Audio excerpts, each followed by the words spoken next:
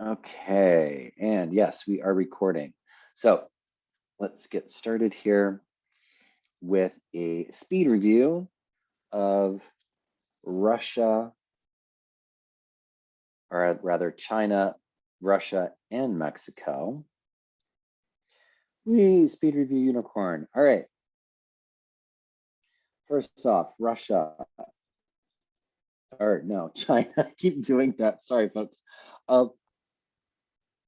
Brief history of China. I think we covered this in really pretty strong detail during the year, but Mao and Mao's approach to leadership, the idea of collectivism, loyalty to the party and the state being what's most important, the importance of the struggle, the importance of continuing the revolution, aiming for egalitarianism rather than a hierarchy, although that is done with the use of force during the Cultural Revolution, and self-reliance. So we get examples of that, like with the backyard furnaces, when we're going to try to industrialize, but do it in a way that everyone has like a furnace in their backyard, or with the example of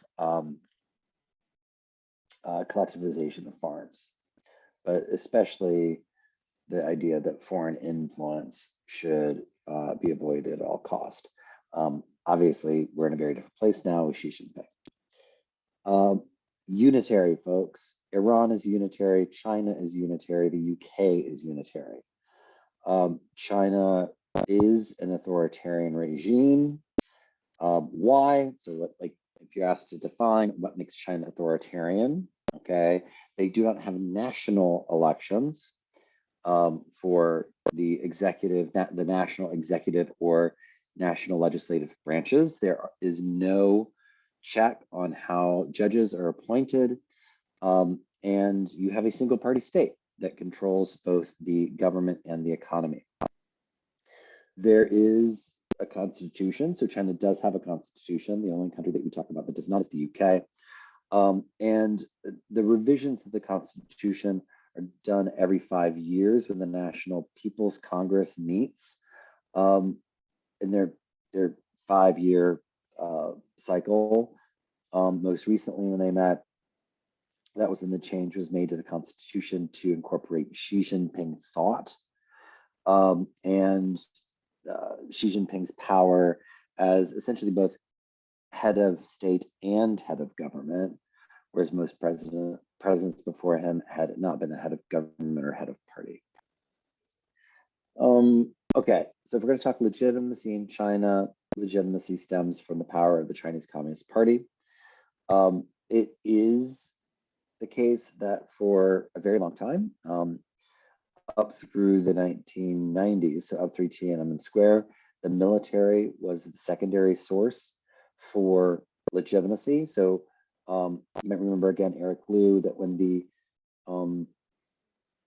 when the state has a monopoly on the process or power of coercion, so in this case, the use of force, that is one way to maintain legitimacy.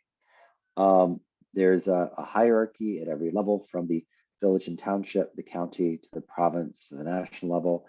These are the hierarchies themselves, from the village councils all the way to the state government, with the premier and president or vice president, and then the party itself, with the local party organizations all the way up to the standing committee and the general secretary. This has now been united under Xi Jinping. He is also the head of the military, so the military being kind of an independent or more independent check on the executive, that power has now been removed.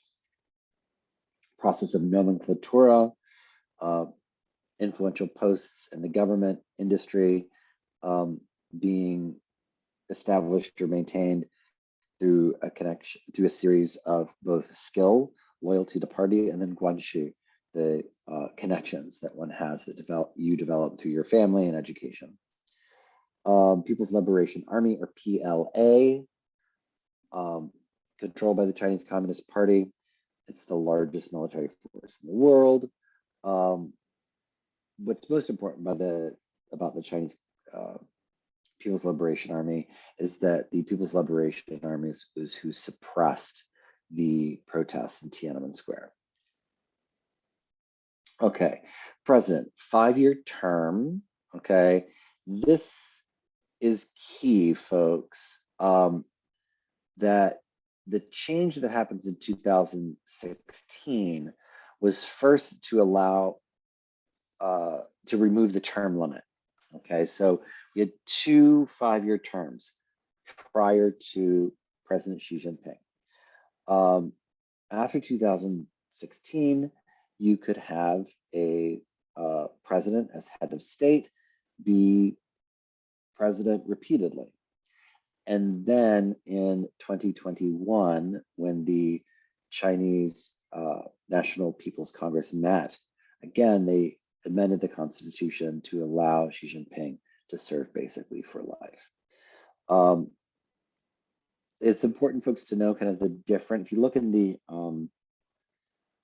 review book pages that I've put up, to know the different powers of the different presidents and the different powers of the different heads of state. There's a really great chart or graph in the review book pages at the very start when it's the chapter on presidential versus parliamentary.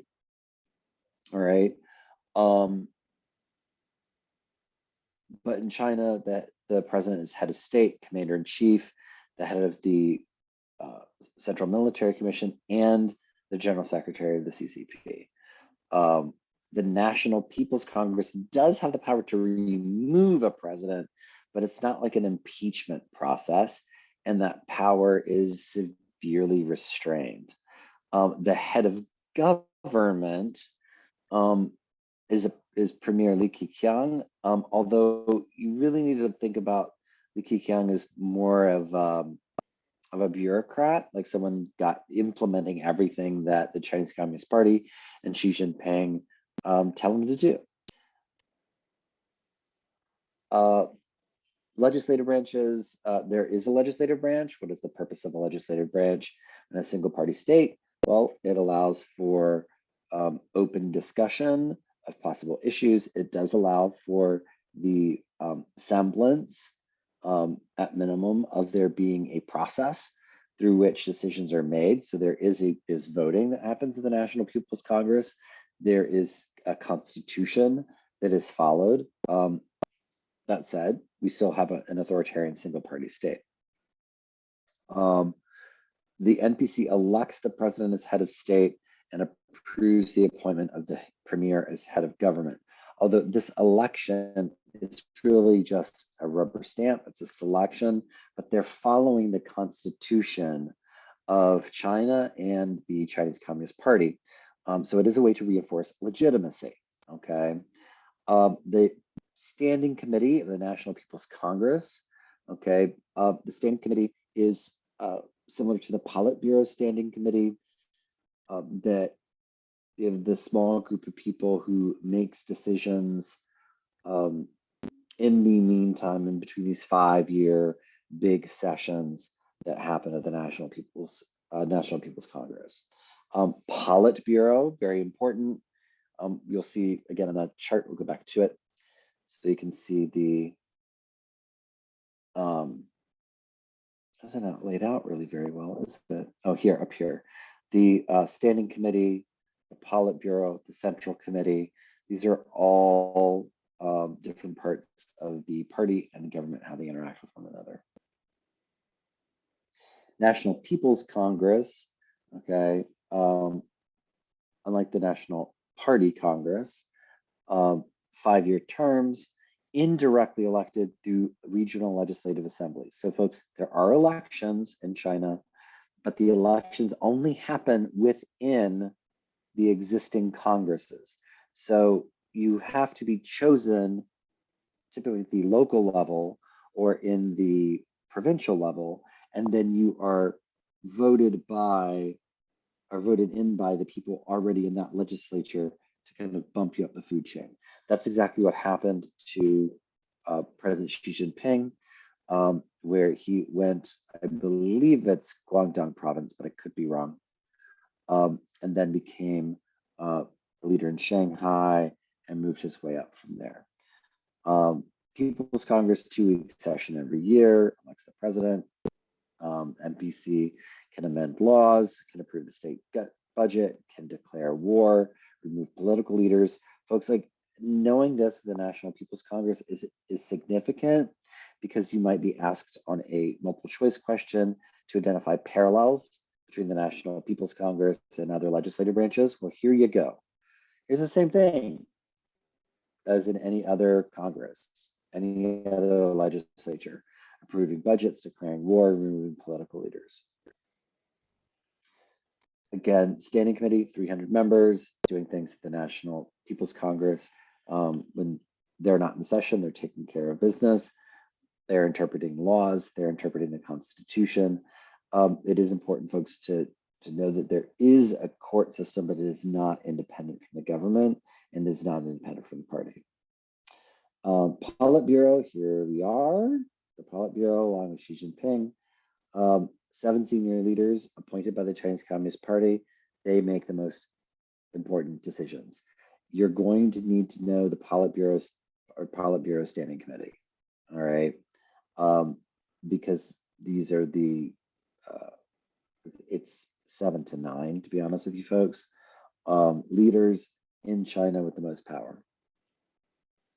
All right, here's the big distinction that always comes up on the exam, and that is the difference between rule of law and rule by law.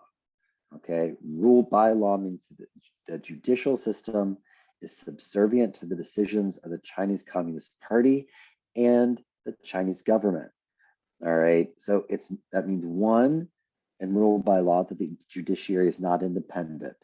2, it does not act as a check on executive or legislative power, or the power of the party or of the government. Instead, the judiciary acts as a reinforcer of the power and legitimacy and authority of the Chinese Communist Party and the government. Okay. The Chinese Communist Party has to approve. This is most appointments, really all of the appointments, folks, have to be approved by the Chinese Communist Party. And no decision is handed down by a court that the Chinese Communist Party and the government have not first given their thumbs up to. Here we get the pyramid. We looked at this in class. All right. The thing that might be helpful is here, when we talk about political socialization. All right. And how the way that young people become part of the political process in China. In the case of other countries, we have linkage institutions, community-based organizations, especially in democratic pluralist systems like the UK or Mexico, which is increasingly pluralist. In China, this is a state-run process with the Chinese Communist Youth League. The Chinese Communist Party Youth League is where future leaders of the Chinese Communist Party are kind of identified and encouraged and supported in their process of advancing both socially and educationally. Again, there are elections, so you might see this question, like, how does an autocratic regime maintain legitimacy? Well, they do maintain legitimacy by having elections just at the local level. Town and village officials are voted on by the residents of those towns who know the people they're voting for. Now, keep in mind that these individuals do have to be approved by the Chinese Communist Party. However, people still get a choice. Social activism. Now, members of the Chinese Communist Party, so we have what are we have what are called factions, right? Groups of people with differing ideas within the Chinese Communist Party.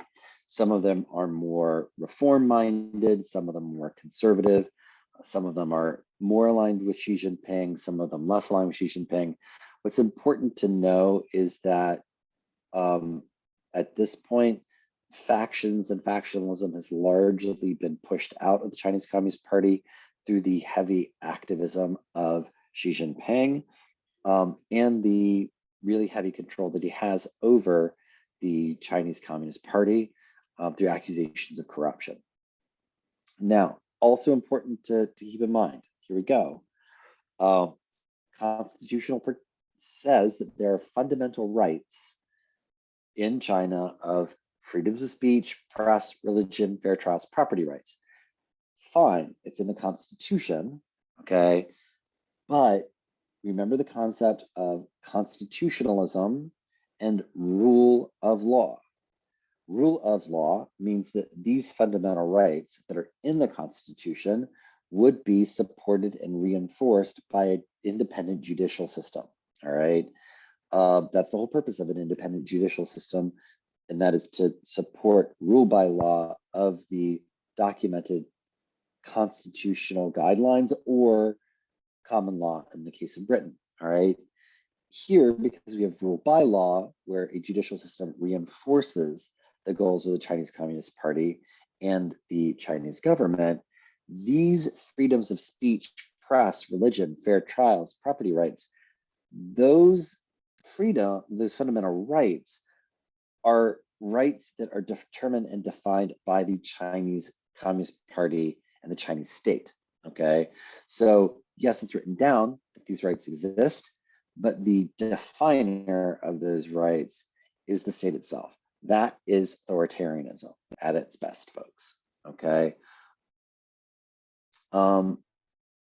Here we have the images like we watched from the documentary, or the clips from Tiananmen Square.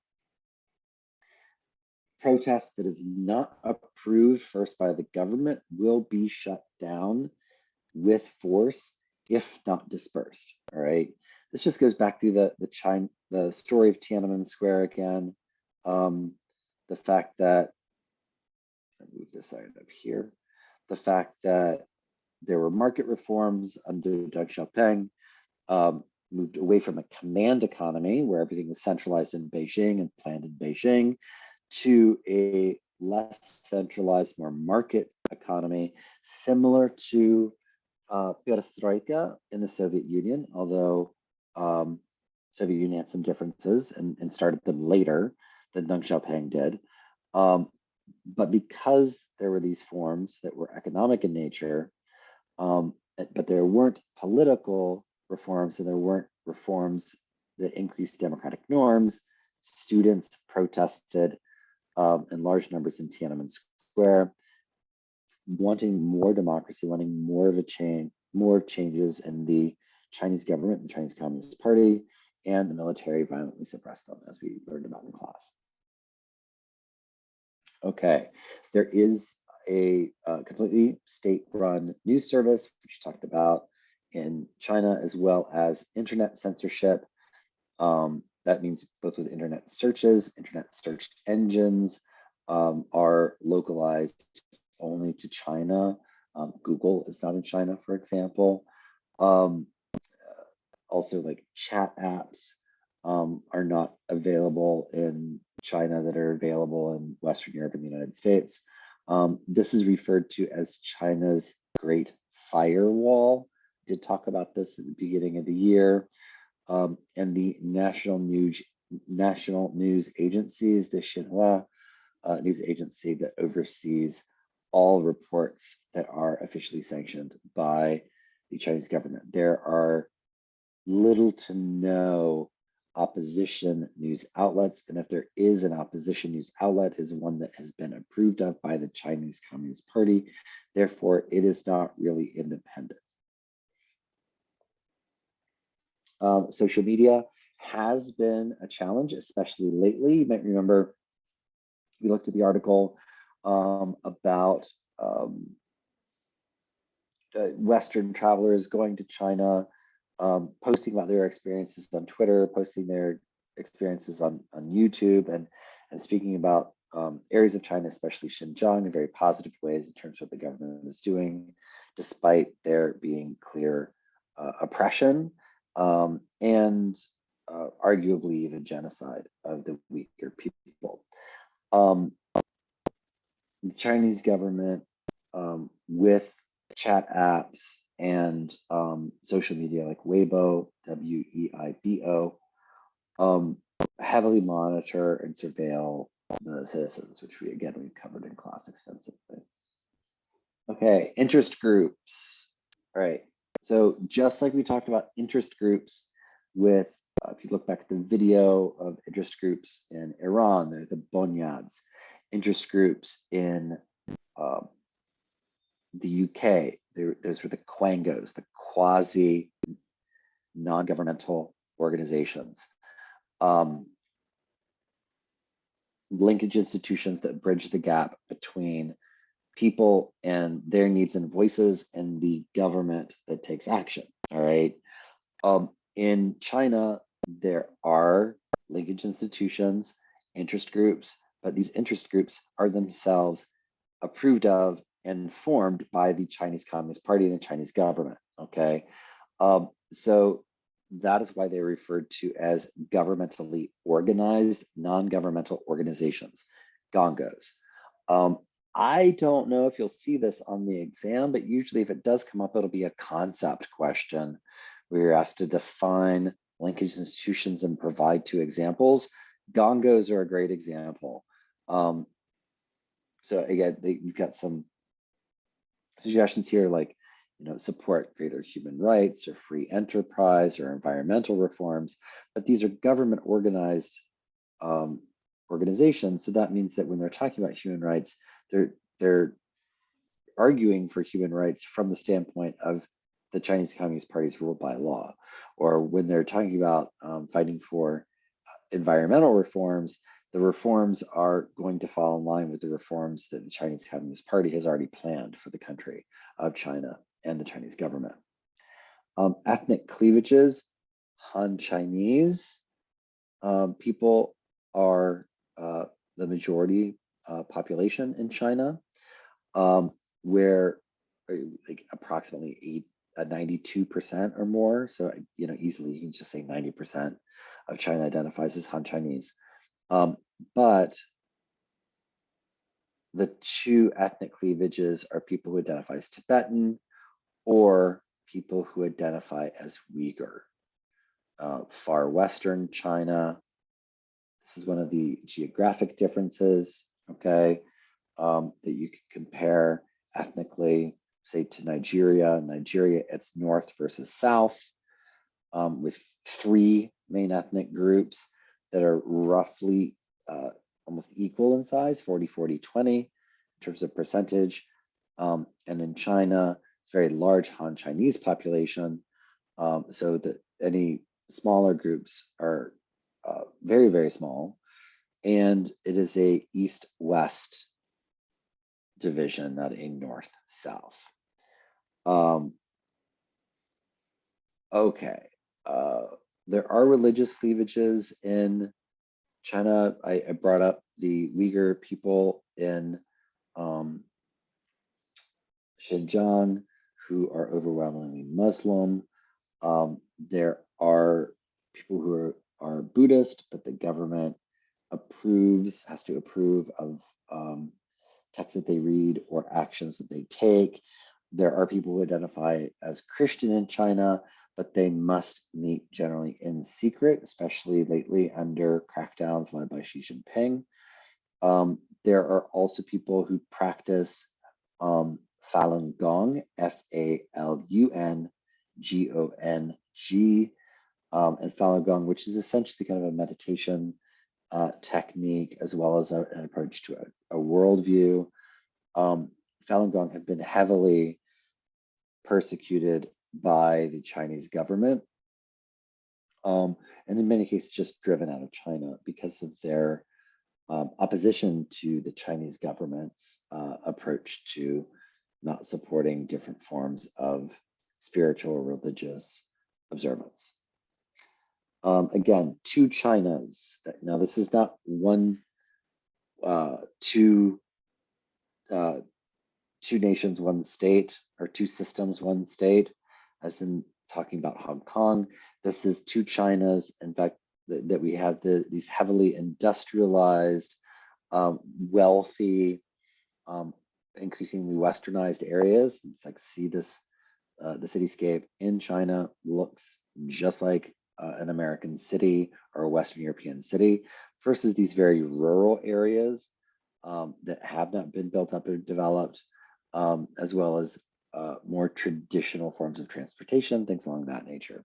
You might see the concept of the floating population. Okay, remember, population movements or migration is a question that come up on the AP exam.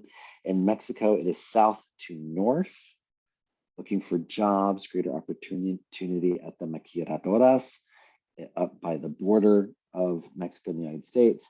And in China, it is from west to east, where job opportunities in factories are particularly in central China, and people who are Uighur predominantly move to those areas. They're referred to as a floating population.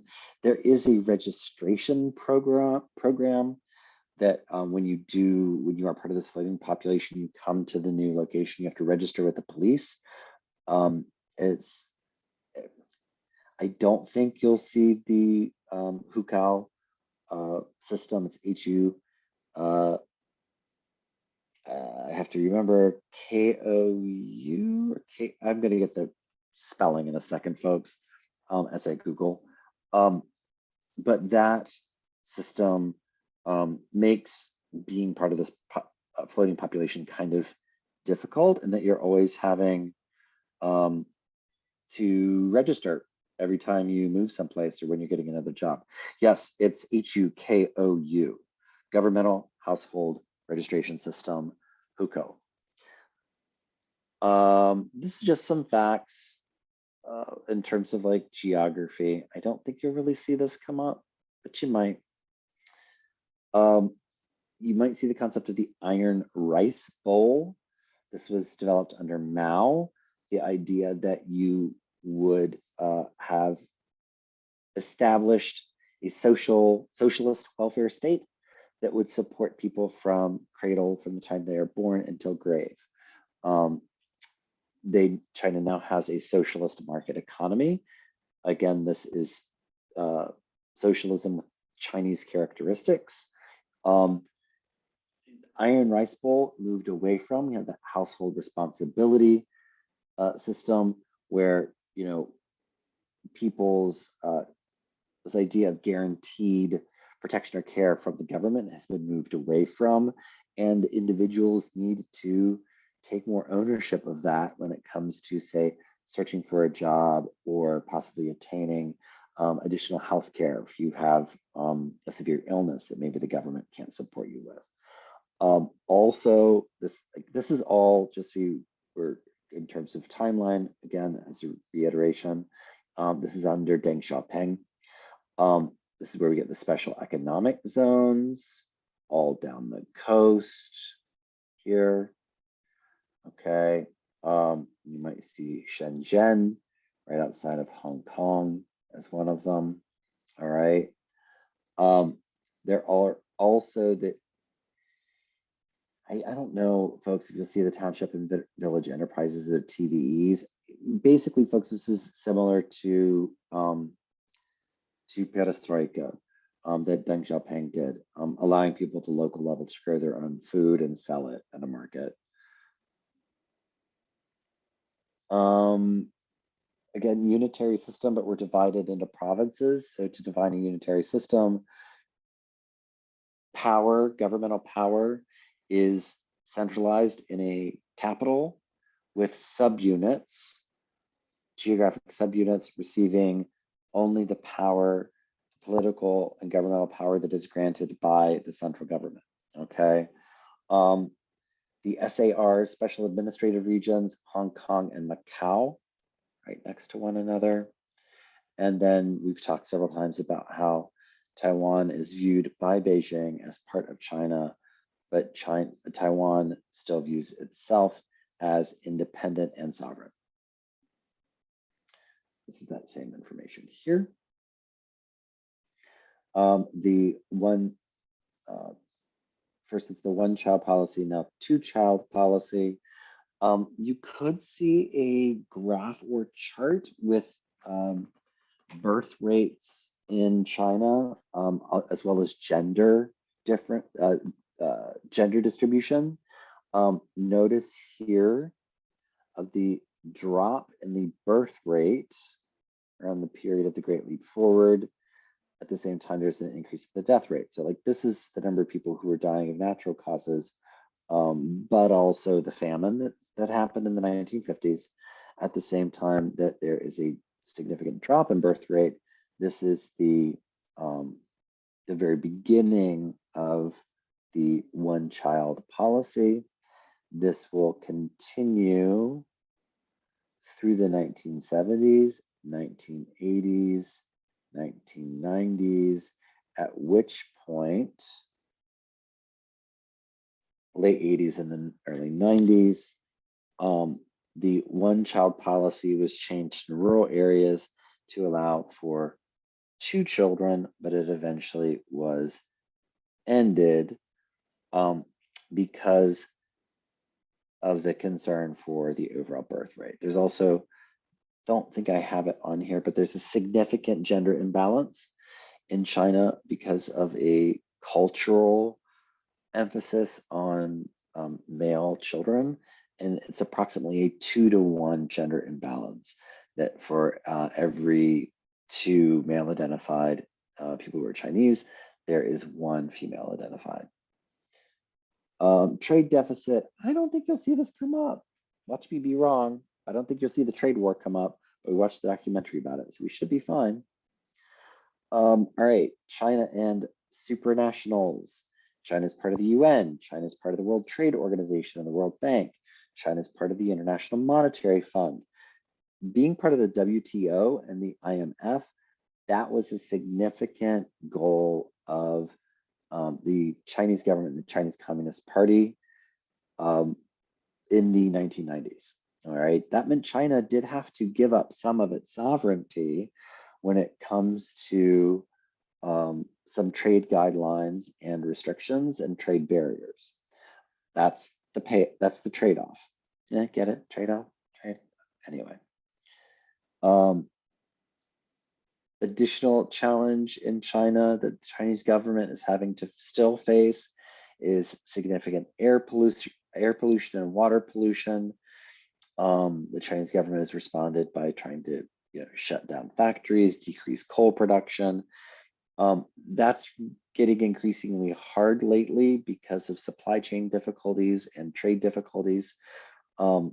It's not clear how much COVID will impact the environment in China, but it is the case that the process of, say, phasing out coal burning power plants is going to be more difficult than people thought in the past that it would be, simply because of all the impacts on the economy and trade with COVID. Okay, there we go. Real quick, questions with China. Anything at all? Luna, Lucas, Lynn? Has the recent COVID-19 and the zero COVID policy affected like legitimacy in any sense? I think that if you get a question about legitimacy on the exam, that would be an excellent place to indicate that there seems to be an increasing questioning of the legitimacy of the Chinese Communist Party's leadership because of the lockdown policy.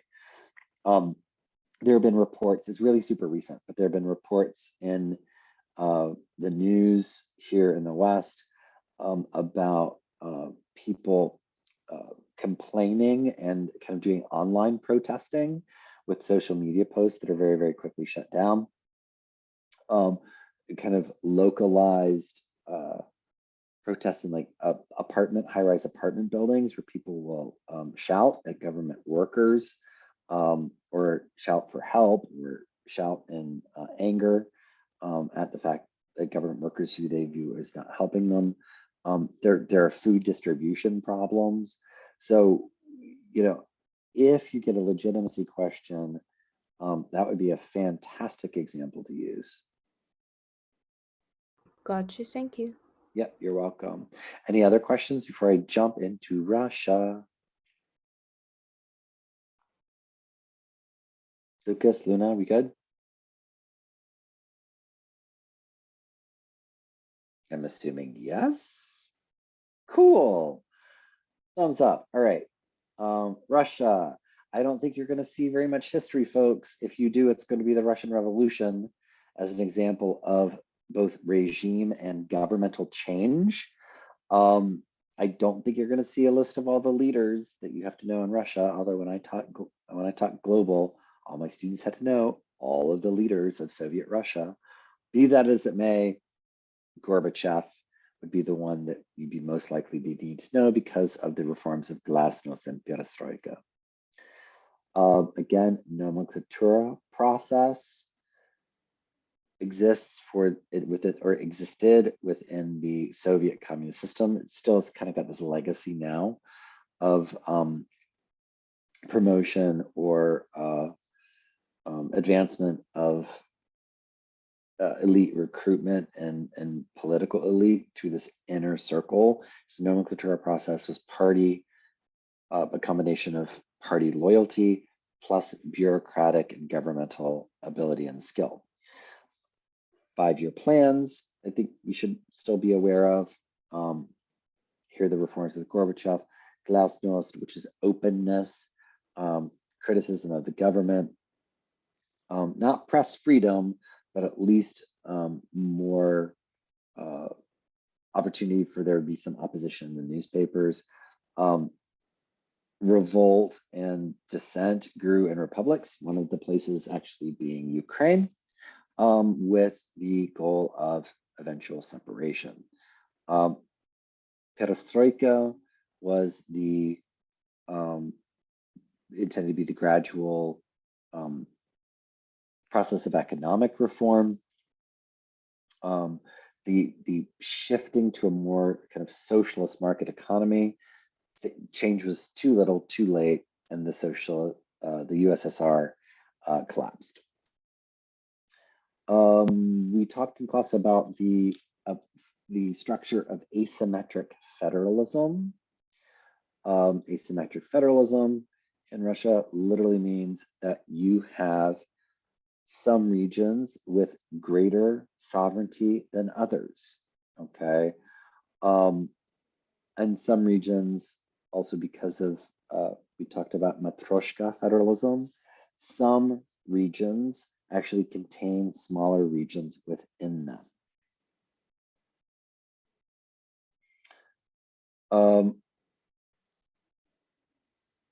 Russia, you might see it come up as a hybrid regime at this point, folks. I think you pretty persuasively argue, given the examples of the use of force and really ruled by law, right? We're going to ban the use of the word war to describe what's happening in Ukraine, to argue that Russia is no longer a mixed or hybrid regime of democracy and authoritarianism, or also a illiberal democracy, but rather not a democracy at all.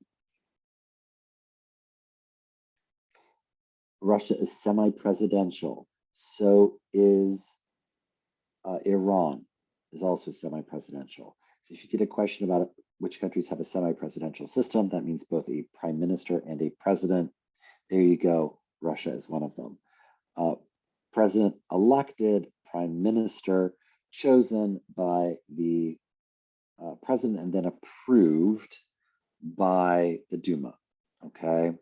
Can be removed by the president, fired, or removed by the Duma.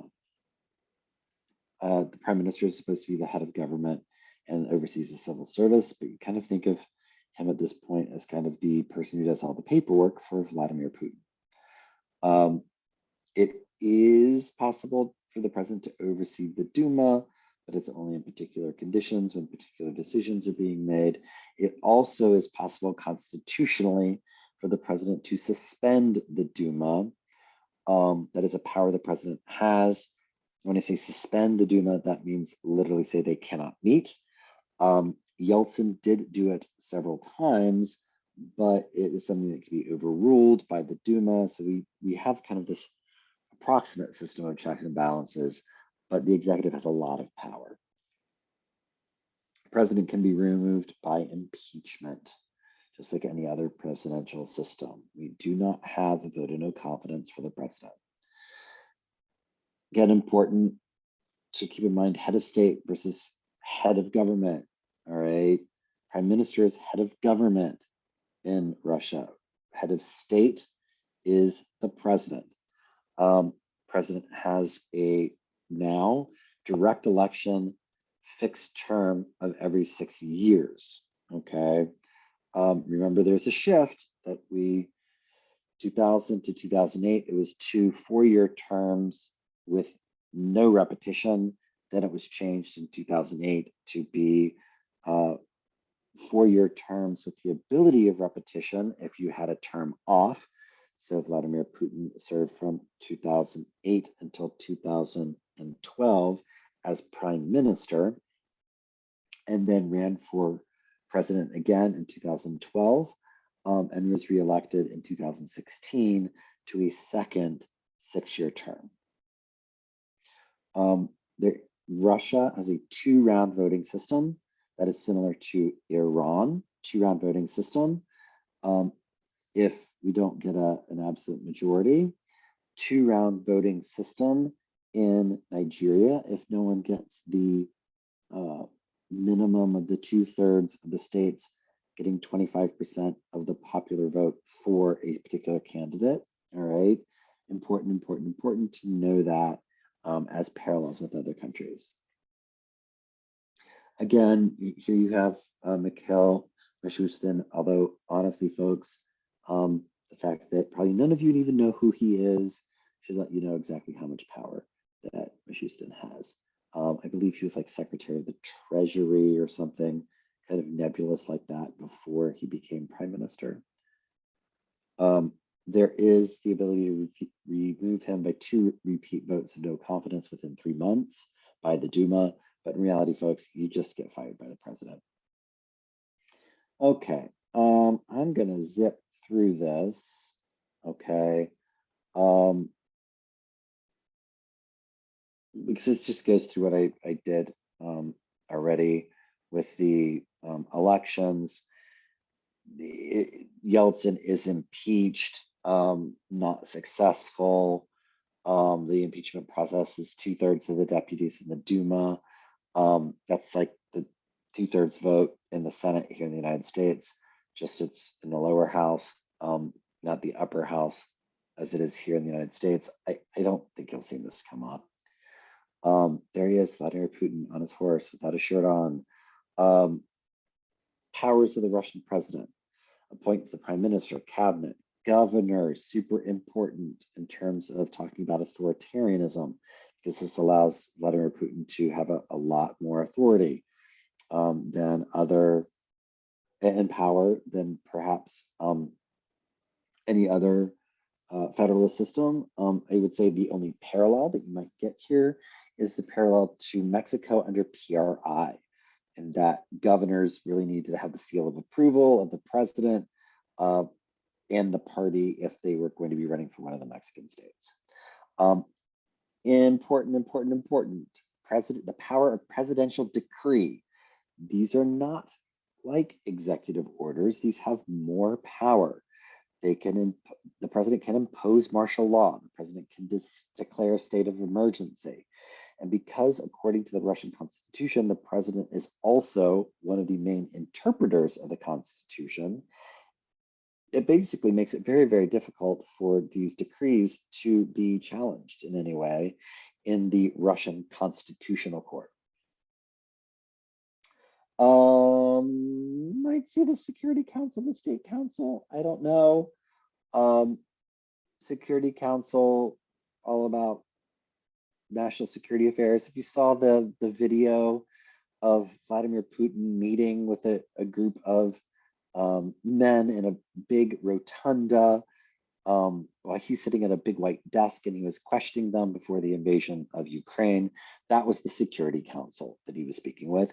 The State Council is like a more extensive cabinet, okay? Like President Putin does have his own cabinet, but the State Council was created by decree to be this group of special advisors who spoke to or speak with Putin directly and advise him on economic issues and reforms.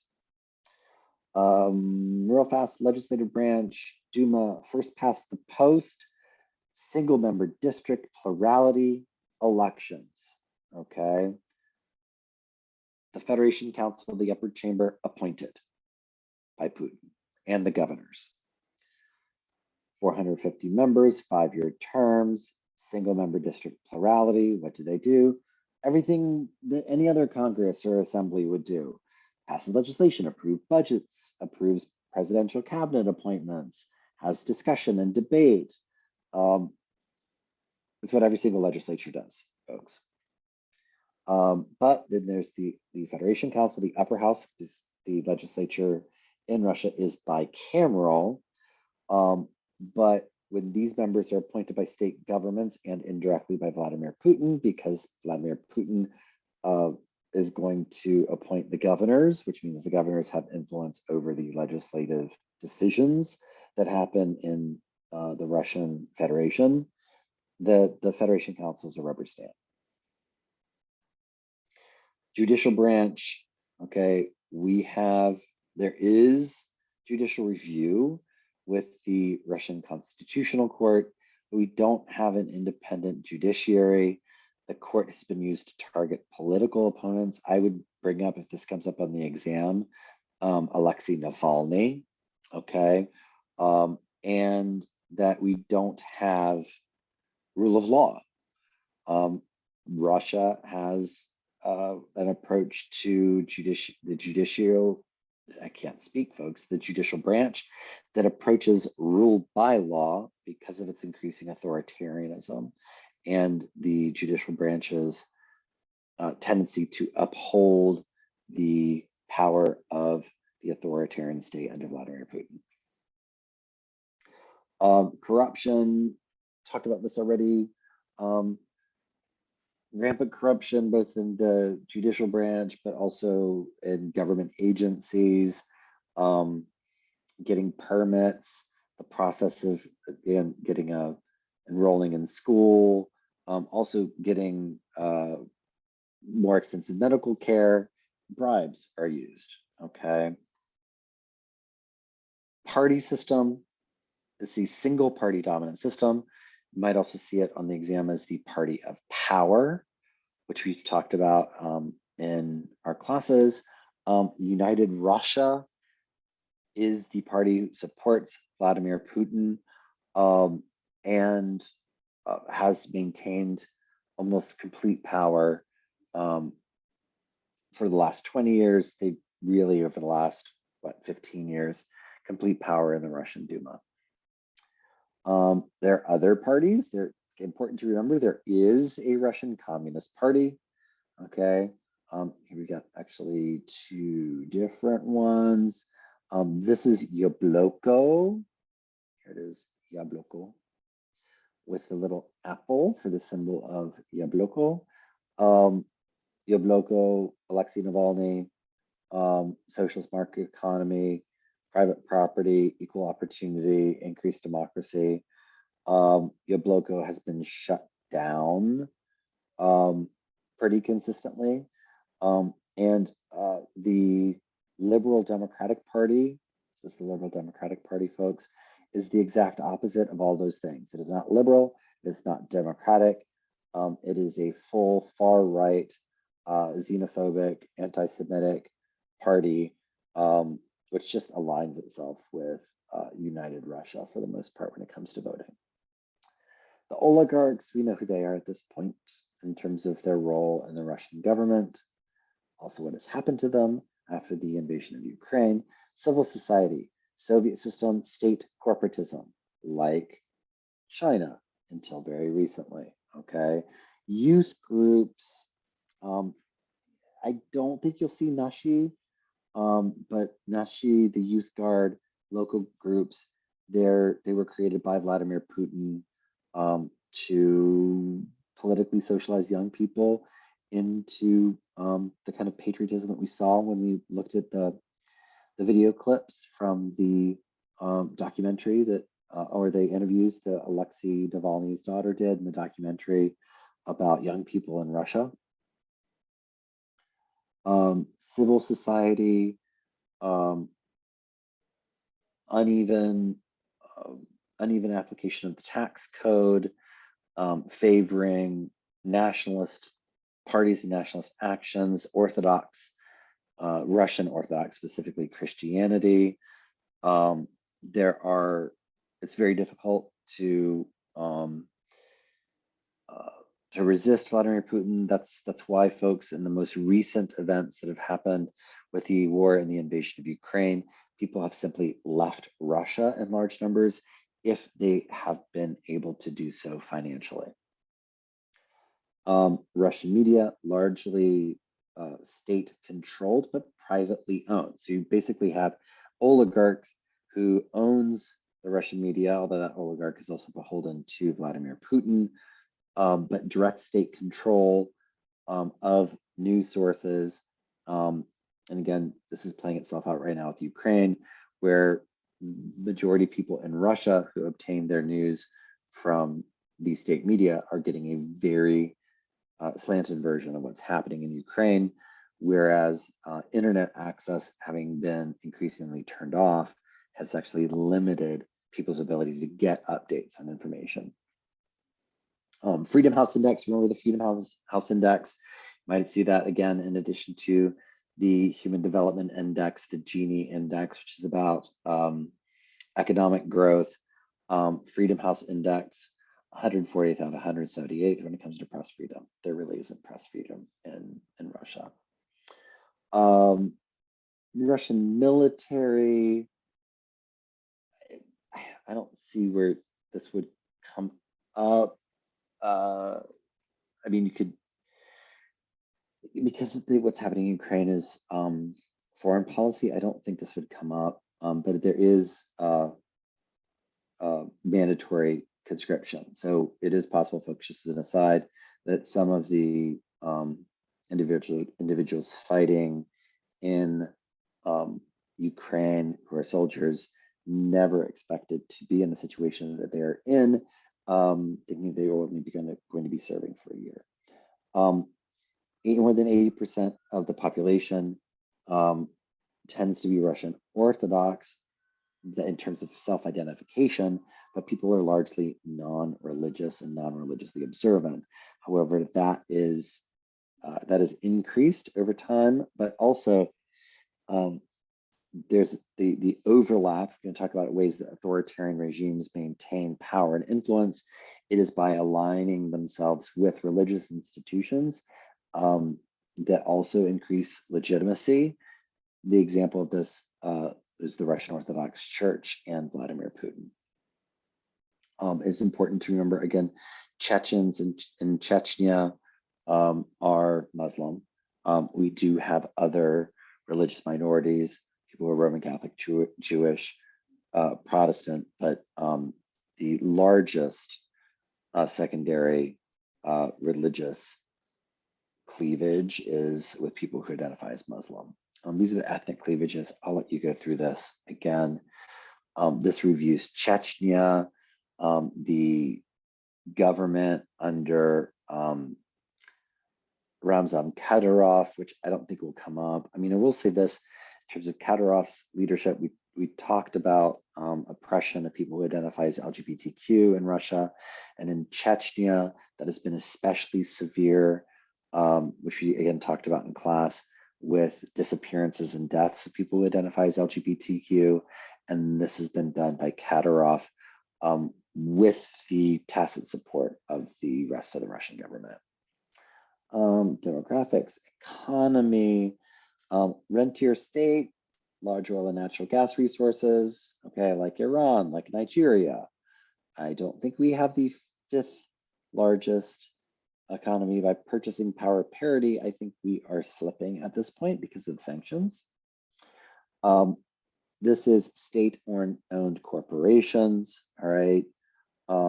Gazprom, Bank, Rosneft. VTB has actually been shut out by sanctions. Rosneft shut out by sanctions. Gazprom shut off by sanctions. You might have heard about Gazprom possibly that they cut off the gas supply to Poland and to Bulgaria. So they're trying to, it's the Russians trying to strike back, but remains to be seen how successful they're going to be. Foreign policy, there is the Eurasian Economic Union, Belarus, Kazakhstan, Russia, Armenia, Kyrgyzstan. I will let you know, folks, Belarus, Kazakhstan, Kyrgyzstan, these countries all have authoritarian, almost dictatorial leaders, okay? But the Eurasian Union, or the EU, was kind of proposed and led by Putin as kind of to try to offset the economic agreements of the EU not working. Ukraine, war with Ukraine and the annexation of Ukraine in 2014, and now where we are with all of these regions here in Donbass are under attack. I think we're pretty familiar in terms of where things are with that right now. Supranational organizations. Russia is a member of the UN, although we're having lots of conflict with that. Russia is a member of the World Trade Organization and World Bank. We're having lots of conflict with that. Russia is a member of the International Monetary Fund, but we're also having a lot of conflict with that. In other words, the long-term impact of the war in Ukraine and Russia's role in the world as a member of supranational organizations remains to be seen. They may be removed as members of these international supranational organizations, which might leave Russia as being more sovereign, which Vladimir Putin would approve of, but absolutely more economically isolated from the entire rest of the world. Alexei Navalny, also, I don't think we talked about the band Pussy Riot, but a female punk group that was arrested and jailed for their music. They are all now free, but it was a long 10-year process for them to gain their freedom. Alexei Navalny currently in jail. I don't think the Russian interference in US elections will come up, but it's here for you to be aware of in the context of the 2016 election.